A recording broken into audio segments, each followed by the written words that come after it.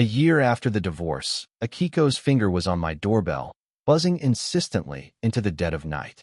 The moment I let her in, the trench coat slid from her shoulders and pooled on the floor, revealing a black lace teddy underneath, the one I used to love seeing her in when things got intimate. But Akiko was supposed to hate my guts. What was she doing showing up at my door dressed like the catch of the day? What were you doing? I'm a respectable man now, I said, biting my lip to keep from drooling. A full year, no calls, no texts. We were supposed to be moving on. So what was this? A simple booty call, or was I walking into some kind of honey trap? For 12 months, I'd been a monk. No kissing, no hand-holding, not so much as a suggestive text. I bent down, picked up her coat, and held it out for her to put back on. I may not be a saint, but if you're going to start a war, you need a damn good reason. As I stepped closer, the view only got better. Pale skin, curves that defied gravity, a masterpiece of flesh and bone. And what about now?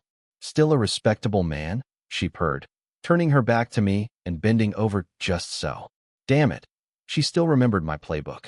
40 minutes later, the battle was over, and I was calling for ceasefire. Okay, spit it out. What do you want?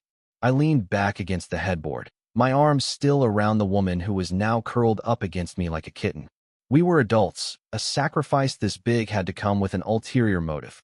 If she just wanted a one-night stand, she could have found a fresh new ride, not an old classic with some miles on the engine. Her eyes shimmering shot me a playful glare. She shifted away, putting a few inches of distance between us.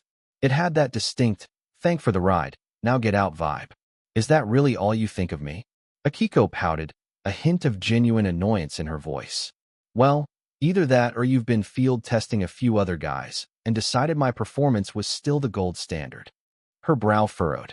Hiroshi, your mouth is still just as foul as it ever was, huh? You fell for this foul mouth once, didn't you? Akiko had been the girl everyone had a crush on in our major back at Northwestern. I made the first move, but the attraction quickly became mutual. She loved my snark, and I loved everything else. I reached over and gave her a playful pat on the butt. All right, state your business or hit the road. If the service was satisfactory, we can schedule another appointment. It was late. I needed to sleep. She bit her lip, hesitating for a moment before the words came out. My dad, he's sick. He just had surgery and his memory is scrambled. He keeps asking where you've been. A genuine spike of concern hit me. What's wrong with him? Is it serious? Her expression turned heavy, and she just chewed on her lip without answering. I didn't press. Instead, I followed her train of thought. Don't tell me he's forgotten we got divorced. It's possible. So, you want him to stay here with me? I knew it. She needed something. My condo was huge, a 5-bedroom with a sprawling living room overlooking the lake. There was more than enough space. She nodded, then seemed to reconsider, as if asking was too much. If you don't want to, just forget I said anything. A slow grin spread across my face. She'd shown up on my doorstep because she knew I owed her, knew I wouldn't be able to say no. But she didn't need to go to all this trouble. Even without this, I would have said yes. I still carried the weight of what I owed her. I'll do it on one condition, I said. You move in, too. I didn't have a girlfriend. Coming home to this massive, empty condo every night was getting old. The idea of having a woman in the house again, especially this woman, I couldn't find a reason to refuse. Thank you, Hiroshi. She practically beamed. Great for her, terrible for me. After a year-long dry spell, I wasn't sure my body could handle this kind of double-time duty. We sealed the deal with another round that ended far too quickly. As we lay there, she looked at me with those starry eyes and started laying down the new house rules. Okay, if I'm living here, you can't bring any girlfriends home for the night. And you're not allowed to get a girlfriend, period. For now, I agreed without a second thought. Who needed a girlfriend? I had my ex-wife living with me. It was a hell of a loophole. All I wanted was the fun, and it didn't matter who was providing it. Besides, Akiko was beautiful, experienced, and knew exactly what I wanted. And you? I asked. You got a boyfriend I should know about? Wouldn't you like to know? She said, her voice full of mystery. Akiko, don't make me the other guy. I warned, my voice half serious. I've got standards. Oh, shut up. The next day, Akiko and her dad moved in. The moment Mr. Tanaka saw me, he wrapped me in a bear hug he wouldn't let go of. Hiroshi, my boy, where have you been? Kenji has been worried sick about you. Lost so much weight. It seemed he really had no memory of the divorce. Maybe it was for the best. Some adult problems are better left unknown to the older generation. Yeah, I was traveling for work and look, I got us a new place. As soon as it was ready, I had to get you and Akiko over here, I said, patting his back reassuringly. Akiko shot me a grateful smile and a subtle, okay sign. So where are you two? Can you give me some grandkids? He pressed. Dad, Hiroshi and I have a plan. We're thinking maybe next year. Akiko jumped in smoothly. Next year, and a year after that, and a year after that. We just keep kicking necking down the road until, well, until he wasn't around to ask anymore. Nope. Tonight, Dad. We were this father-daughter duo treating me like some kind of prize bull. Listen to me. I don't want to close my eyes for the last time without seeing my grandchild. Mr. Tanaka said, his voice thick with emotion. Dad, what are you talking about? Akiko's eyes immediately reddened. Clearly his illness was serious. The surgery must have been a big one. Akiko, just listen to your dad, I said, patting her shoulder to comfort her. Hiroshi, get in there and take your wife to the bedroom right now. It's not even dark out. We haven't even showered, I stammered. Do as I say, go plant the seeds. Well, you can't argue with a command like that. You got it, sir. With that, I swept Akiko into my arms. I marched into the master bedroom and tossed her onto the king-size bed. Here I come, Akiko banana. A foot connected squarely with my chest. I grabbed her stocking foot midair and, following a primal instinct, started kissing it. Just like that, all the fight went out of her. We were just about to engage in close-quarters combat when the phone on the bed beneath her started vibrating. It was muffled, but you could still hear the ringtone. What's wrong, Kenji? Akiko answered, her voice suddenly gentle as she tried to catch a breath. Akiko, I was locking up after my shift and I slammed my hand in the door. It's all purple, it hurts so much. It was a boy's voice, young and whiny. What? You're hurt? Just wait, I'm on my way. A rare look of panic crossed Akiko's face. She shoved me off her. She didn't even bother to find her bra, just pulled her coat on over the lace teddy and bolted. He jammed his hand. How bad can it be that he has to call you? I grumbled, my frustration mounting. This kid was a world-class buzzkill. To pull Akiko out of a moment like that, he had to mean something to her. He's only 20. All alone in a new city. He needs to feel like someone cares. I wanted to give her a sarcastic round of applause. Saint Akiko, mother to the lost boys. He's hurt, so I have to take him to the hospital myself. I'll go with you. I had to see what kind of guy could get Akiko this worked up. No, you can't. I don't want him to get the wrong idea. I stared at her, an innocent look plastered on my face as she rushed out the door. Why would my presence give him the wrong idea unless they were already a thing? I was just curious, that's all. I wanted to see what kind of pretty boy had my ex-wife in such a tizzy. I watched Akiko hop into a cab. Then I started my car and followed at a safe distance. She owned a chic little beauty salon in River North, and business was good. As her cab pulled up to the curb, a tall, lanky kid rushed out and threw his arms around her, sobbing dramatically. He was a head taller than her, a total string bean, but you could see he was one of those handsome, delicate types. Akiko, my hand hurts so bad. My God, this kid, Kenji, was a master of melodrama. Sure, it's okay, don't cry. Let me see. She cooed, gently taking his hand and blowing on it like he was 5. I had to stifle a laugh. It was like watching a nanny with her charge. A moment later, Kenji was all smiles. I feel much better now. Thanks, Akiko. Anytime. Now let me take you home. No, Akiko, I'm hungry. Can we get something to eat? Of course. What are you in the mood for? I want to go to that restaurant where we first met. Akiko agreed without a second of hesitation. They got into another cab, and I followed them to a trendy, upscale spot in the West Loop. They sat at a table by the window, giving me a perfect, infuriating view from the street. During the meal, Kenji produced a bouquet of flowers, like a cheap magician pulling a rabbit from a hat. Akiko accepted them with a delighted smile, even posing for a picture on his phone, flashing a peace sign. I let out a cold, humorless laugh. So this was her game. I wasn't allowed to have a girlfriend, but she was out playing the field. I lit a cigarette, not because I was angry, but because a sudden tightness had gripped my chest. It didn't matter who she dated, really, as long as he wasn't a carbon copy of my younger, stupider self. After the photo, Akiko put the flowers down and headed to the restroom, leaving her phone on the table. Kenji picked it up and, to my astonishment, dialed a number. My phone buzzed in my hand. Is this Hiroshi, Akiko's ex-husband? A smug, saccharine voice oozed through the speaker. Akiko's not coming home tonight, so don't wait up. He was practically giggling. I chuckled. Even if she wasn't coming home, he was the last person who should be telling me this. This was a clear provocation. I decided to play along. Oh, you must be Kenji, the little pretty boy she mentioned who's looking for a sugar mama. He laughed. Akiko would never say that about me.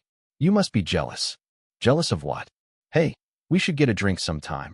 I offered, my voice dripping with fake sincerity. I'd love to get your take on the joys of a seasoned woman. He thought he had already won, that I was yesterday's news, so he kept pushing. Sure, I know all about Akiko. I know how much she hates it when you kiss her feet. Drives her crazy, right? Silence on his end for a beat.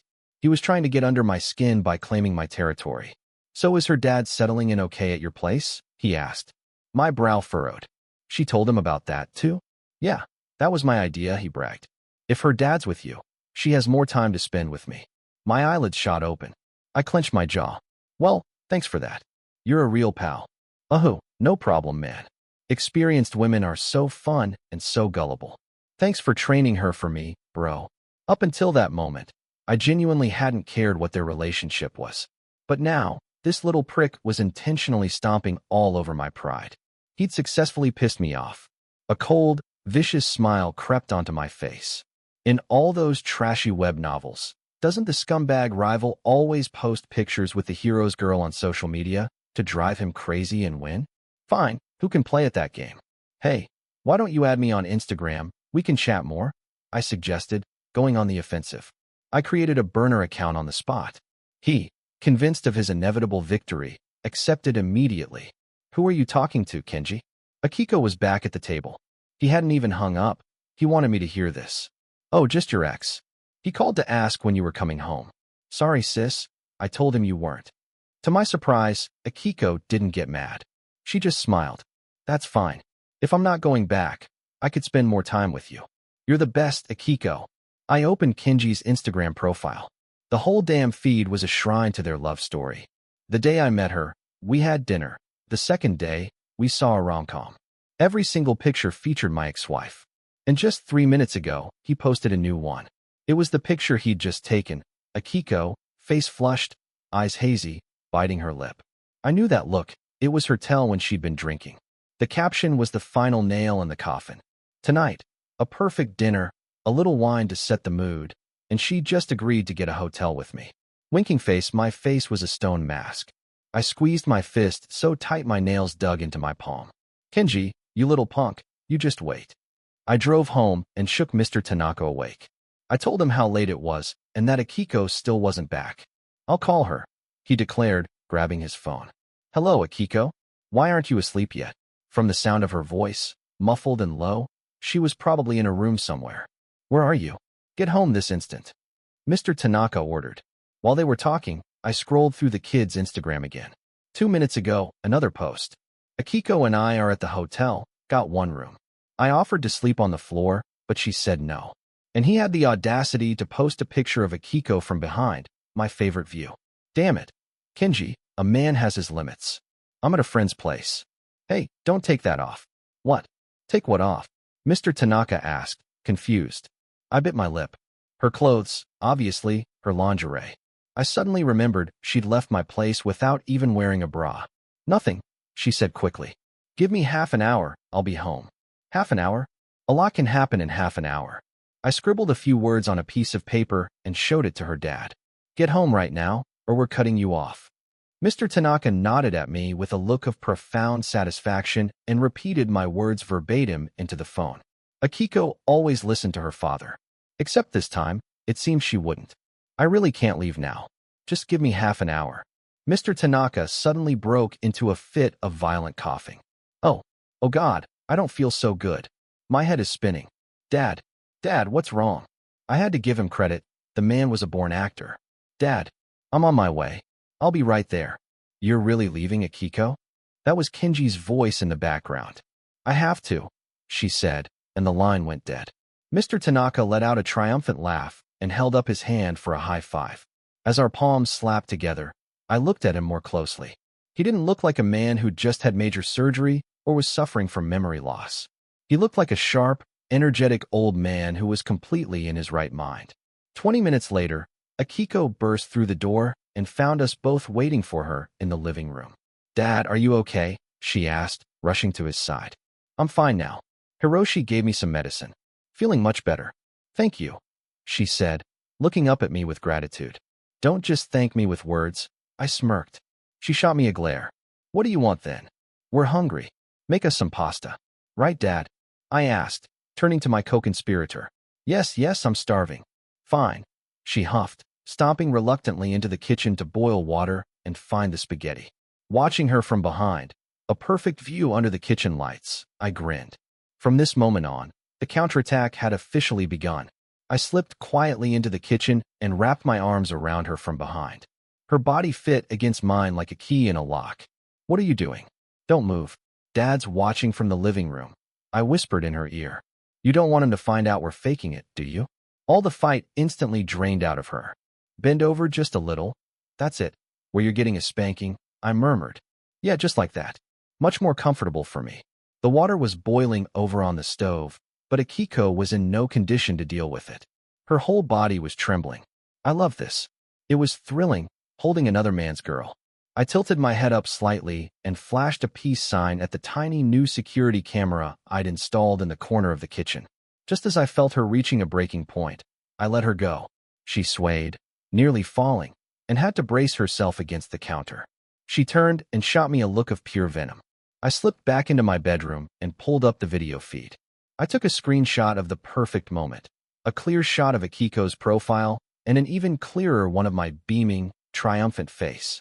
I posted it to my burner Instagram account. The caption read, "My ex-wife still tastes as good as ever.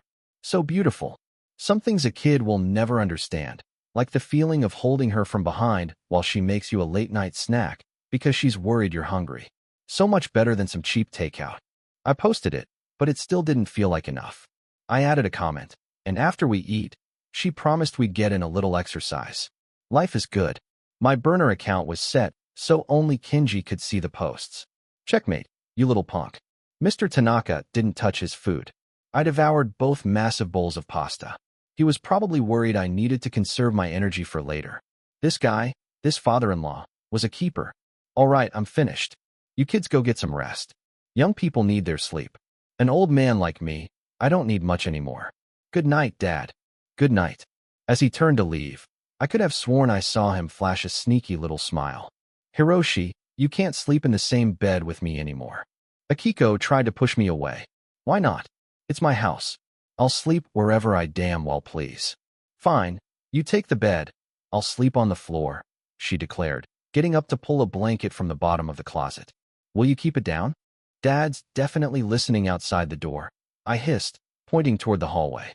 A sliver of light from the living room shone under the door, bisected by a dark shadow. "Then what are we supposed to do?" "Make some noise." Akiko's face flushed crimson. She glared at me, but then gave a reluctant nod. "Okay, let's begin," I whispered, waving my arms in the air like a symphony conductor. "A little crescendo here, some feeling." She shot me a look of pure disgust and kicked me, sending me tumbling to the floor. "You are so annoying. Can you ever say anything normal?" I hadn't been expecting it, and I let out a loud yelp. "Ow, honey, you're hurting me." "Hiroshi, what's wrong?" Mr. Tanaka's anxious voice came from the other side of the door. He really was listening. "It's nothing, Dad. Your daughter just got a little too excited and nearly broke me. Be careful in there. Don't try any of those crazy, dangerous moves. But hey, as long as you're having fun, it's good for young people to be creative," he advised sagely. He must have been a real player in his day. His words made even me blush, and Akiko had already buried her head under the covers in shame. After she surrendered completely, she snuggled into my arms. "Hiroshi, what are we right now?" "We're having an affair," I said. "You're terrible," she swatted my chest. "Do you think your little boyfriend Kinji would try to kill me if he knew we were sleeping together?" Her brow furrowed for a second, then a mischievous smile spread across her face. "He totally would, but I haven't said yes to him yet." "Do you think I should?"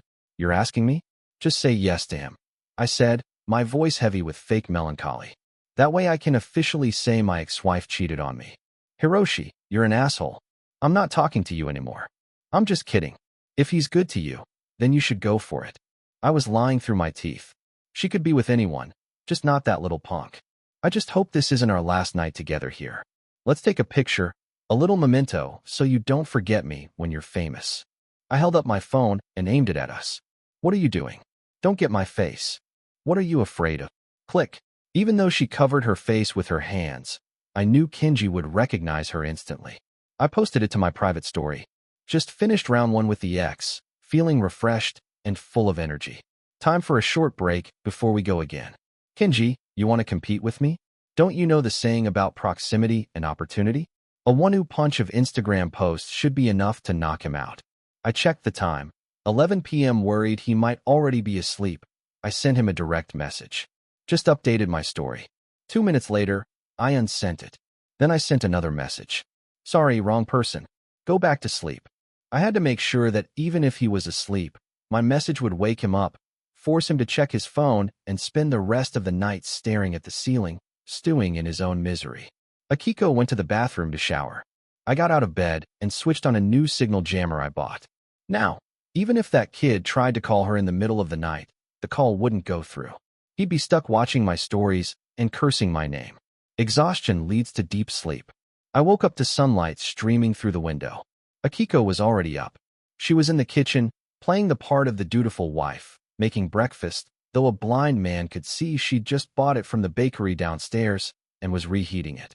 But who cares? It's the thought that counts, and the opportunity. I strutted out, ready to rub it in. Bacon, sausage, eggs, a bowl of oatmeal. And was that a giant steak? Thanks, Ixoni, I said. Caught him myself, just in time. She shot me a glare. I couldn't let this moment go to waste. I grabbed a fancy platter from the cabinet, arranged the food in a heart shape with the steak right in the middle. What are you doing now? Akiko demanded. Presentation is everything. Don't you think it tastes better this way? I said, snapping a picture. You're more extra than most girls I know, she muttered. I didn't argue. I posted the picture with a caption. My ex-wife really does still love me. Worried I was tired out last night, so she woke up early to make me this feast. She even got me a huge steak. I feel like the luckiest man alive. Anyone want to challenge me? I was throwing down the gauntlet. If Kenji didn't respond, he was nothing but a coward. I got to the office, approved a few documents, and settled in for a quiet day. Then my phone buzzed. It was him, using my own tactic against me. A message appeared. Updated my story. 2 minutes later, it was unsent, followed by sorry, sent that to the wrong person. I smirked. So he was declaring war. I tapped on his Instagram story. He was straight up copying me. A picture of a fancy coffee and a croissant. The caption, told Akiko I didn't have time for breakfast, and she went out and brought me this. Feeling energized and ready to take on the world. A few minutes later, another post. And she's taking me out for a surf and turf lunch to make up for leaving in a hurry last night. That's gotta be expensive, but she insisted on treating. I feel so lucky. Anyone want to challenge me?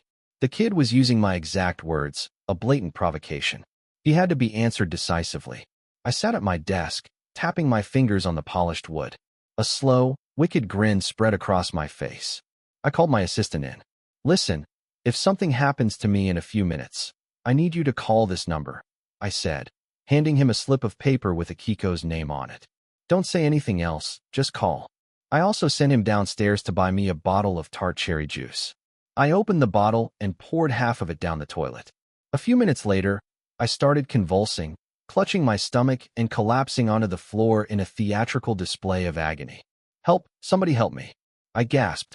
My assistant heard my cries from outside the door and immediately made a call. Hello, is this Akiko? It's Hiroshi. I think he's having an allergic reaction. It looks like he's not going to make it. My assistant deserved an Oscar. He was actually crying. Where is he? I'm coming right now. 15 minutes later, Akiko burst into my office, arriving even before the ambulance I hadn't called. I have a severe cherry allergy. A sip can cause a reaction. A gulp could be fatal. I was lying on the floor, my head at her lap, listening to her choked sobs. I slowly fluttered my eyes open. Akiko, if I'm dying, the company, it's all yours. I whispered dramatically, fumbling to produce 2 keys. One was for my Audi, the other for my office. If I really were dying, I'd want her to have it all. I owed her that much. We'd been together from college orientation to our wedding day, a classic Chapel love story. After we got married, I started my business and was constantly traveling. She got pregnant, but with my parents gone, she was left to take care of herself. One day she fell. The fall caused a miscarriage. She didn't cry, didn't scream.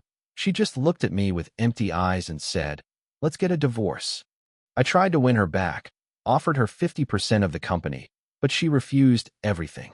"Don't you dare talk like that," she cried, pulling me into a hug and kissing me desperately. Tears streamed down her face, landing on my cheeks. After a long moment, she pulled away, but her expression had changed. The grief was gone, replaced by the faint upward curl of her lips. A smile? Was she happy I was dying? "Akiko, if I die, don't mourn me. Find a good man. Be happy." "Oh, I will," she shot back, her voice dripping with sarcasm. "I'll find a hot young stud and see what I've been missing." She was trying to piss me off. Fine, I wouldn't give her the satisfaction. My eyes rolled back into my head, and I went limp. What is taking that ambulance so long? Fine, I'll call 911 again.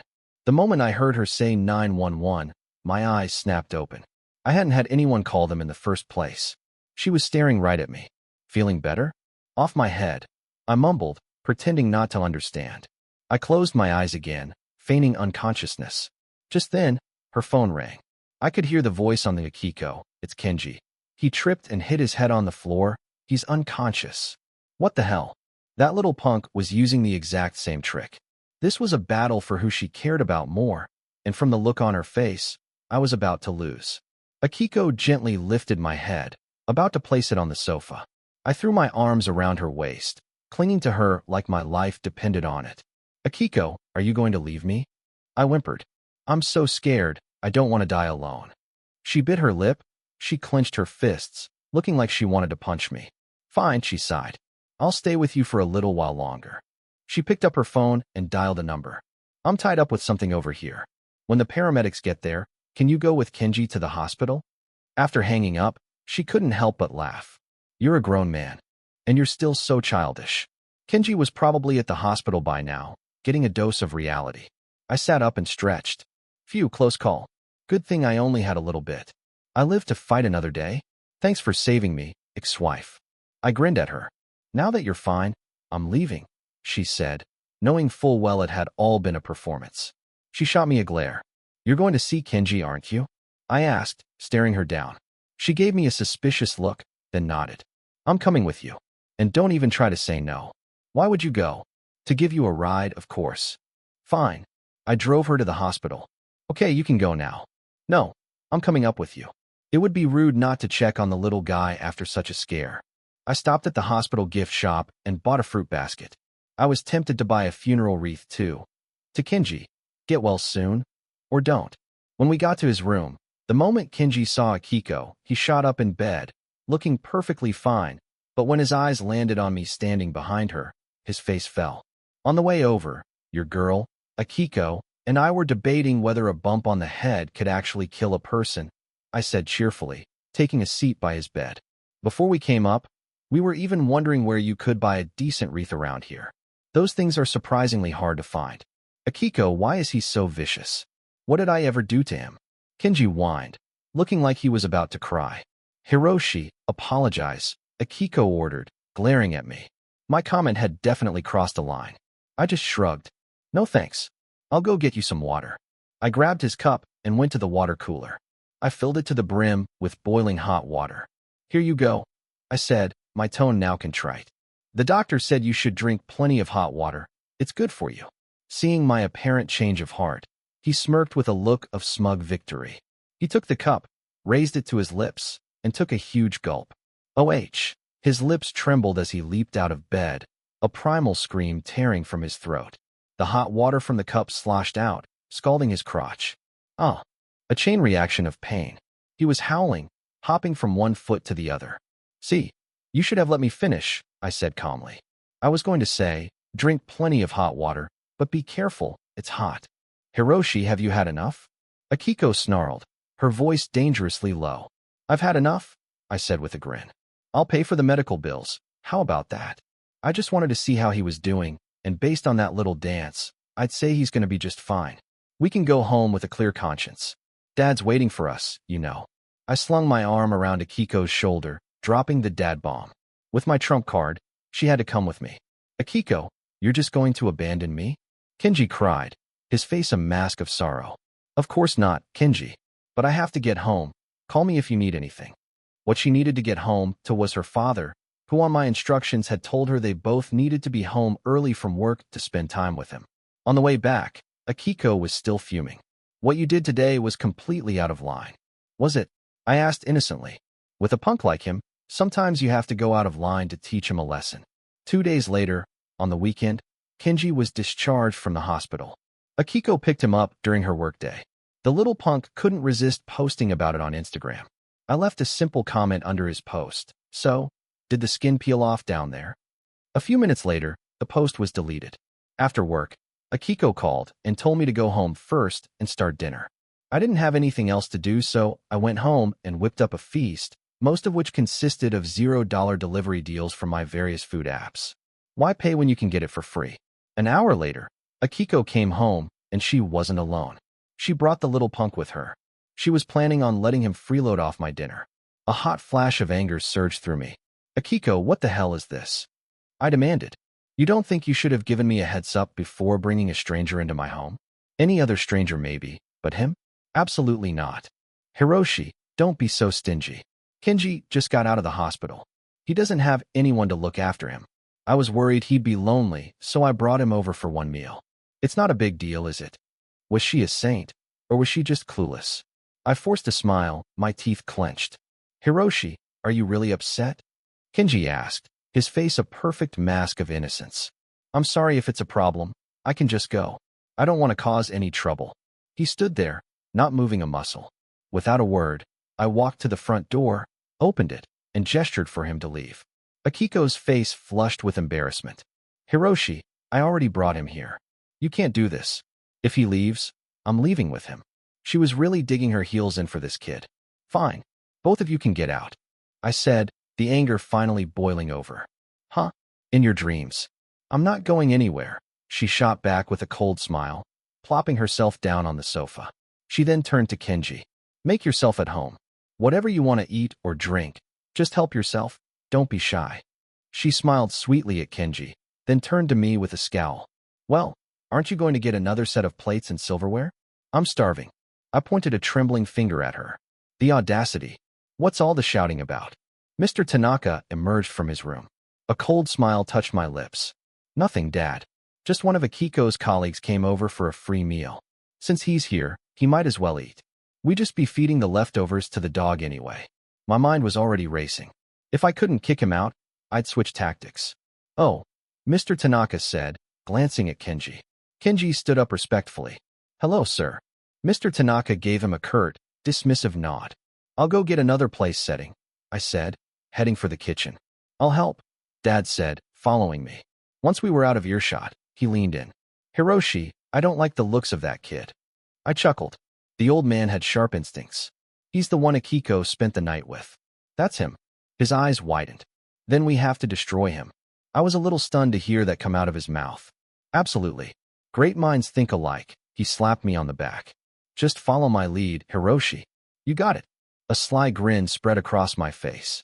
I went to the liquor cabinet and pulled out my prized bottle of ridiculously high-proof, single-barrel bourbon. It was a shame to waste it on him, but it would get the job done. We hadn't been eating for long when Akiko suddenly felt nauseous. She covered her mouth and ran to the bathroom. Akiko, are you okay? Mr. Tanaka called out. I'm fine. I just feel like I'm going to throw up.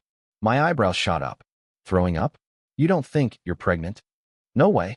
She probably just ate something that went bad, Kenji chimed in. Son, did you not understand what you are? What Hiroshi just said? He meant pregnant as in with a baby, Mr. Tanaka said, correcting him pointedly. Kenji's face went pale. Oh, Dad, the other night I listened to you. We didn't use anything. It couldn't be that fast, could it? I set my eyes fixed on Kenji. His fork froze halfway to his mouth. Huh? That's my boy. My father-in-law, and I were putting on a master class. Kenji was biting his lip so hard it was turning white. He took a nervous gulp of water. Sir, you probably don't know that Akiko and him are divorced, do you? He blurted out. My eyes narrowed into slits. What did you just say? Am I wrong, sir? The man sitting next to you, your ex-in-law, and Akiko got divorced a year ago.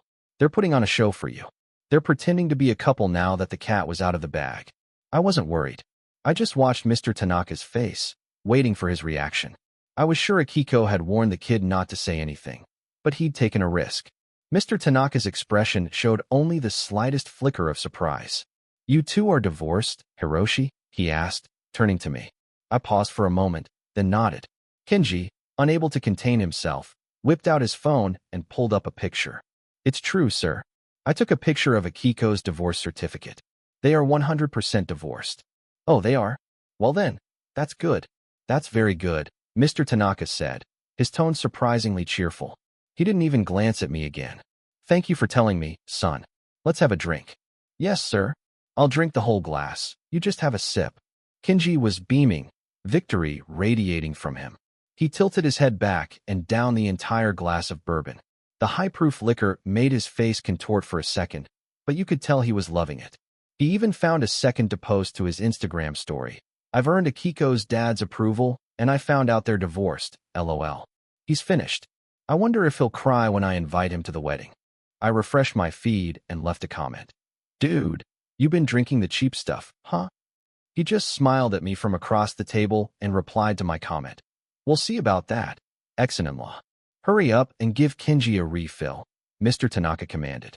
Sure, I said, getting up reluctantly to pour another full glass. Thanks, Hiroshi. You're a bigger man than I thought, Kenji slurred, thrilled to see me being put in my place. Sir, I'm so happy today. Let me toast you 3 more times. Good, good. 3 glasses later, Kenji's face was beet red and his mouth was running a mile a minute. Bro, no offense, but from now on, I'll be the one taking care of Akiko. Thanks for her. You know, breaking her in for me. He downed another glass. Instead of getting angry, I smiled. That's some strong stuff. You should drink up. You'll need the energy for later, right? Right, Hiroshi. Man, you're not so bad after all. He'd barely eaten anything, but we'd already poured 5 glasses down his throat. Maybe we should take him downstairs to the spa, get him a massage. I suggested. Yeah, I want a massage, hee. I smirked and helped him to his feet. Mr. Tanaka got up to help me support him. We shared a knowing look. We escorted the punk downstairs to a 24-hour spa, used his phone to pay for the $498 VIP deep tissue massage package, a purely therapeutic one, of course. All right, Hiroshi, you go on home. I'll take care of the rest. Akiko is waiting for you, Mr. Tanaka said, patting my shoulder. It was like he knew exactly what I was planning. Okay then. I turned and headed home. While I got back, Akiko was sitting at the dining table, quietly eating. The moment she saw me, she jumped up. What did you do to Kenji? What do you think I did to your little boy toy? A strange anger flared in my chest. If she hadn't brought him here, I wouldn't have wasted a good bottle of bourbon. Combined with the glass I'd had myself, a wave of heat washed over me. I grabbed her, spun her around, and pinned her against the wall. He's just like a little brother to me. Is he your little brother? I leaned in closer. I'm younger than you too. Does that make me your little brother? What are you doing? Let me go. The bourbon was fire in my veins. I felt my control slipping. I glanced at the clock. By now, Kenji should be on the massage table, getting worked on. With a sharp rip, I tore her. Later, Akiko was curled up against my chest like a kitten. He should be feeling pretty relaxed by now, she murmured. If a small glass made me this fired up, the amount Kenji drank would turn him into an animal. And sure enough, he was getting very handsome with his masseuse. Right at the peak of his enthusiasm, the door to the massage room burst open. Cops. They'd received an anonymous tip about illegal activities. To make matters worse, the masseuse started screaming that he had assaulted her. Akiko, have you been lying to me? The day before, I'd had someone check the records of the hospital where her dad supposedly had a surgery. There was no record of a Mr. Tanaka. I have, she admitted without shame. That's fine. He never lost his memory, of course. So you're moving in here, getting close to me? It was all a plan. It was. It wasn't because you dated a bunch of guys and realized I was the best, was it? She punched my arm playfully. You wish. Do you really think I'm that kind of person? I haven't touched another man in a year. You got lucky, she sighed. Emma-chem, we get divorced and you don't even bother to call me. Not once. I hated you for it. But then I started thinking, I gave you 5 years of my life. I helped you build all this. Why the hell should I let some other woman waltz in and reap all the rewards? She had a look of profound, cunning enlightenment on her face. Huh? Weren't you worried I might have a girlfriend? That would have made you the other woman, a home wrecker. You called me a seasoned woman, remember? What little 20-something can compete with my technique? Damn it, she knew me too well. I let out a long breath. I wasn't the hunter in this story. I was the prey, and I'd walked right into the trap. A month later, Akiko really did get sick in the morning. I think I might actually be pregnant. Whose is it?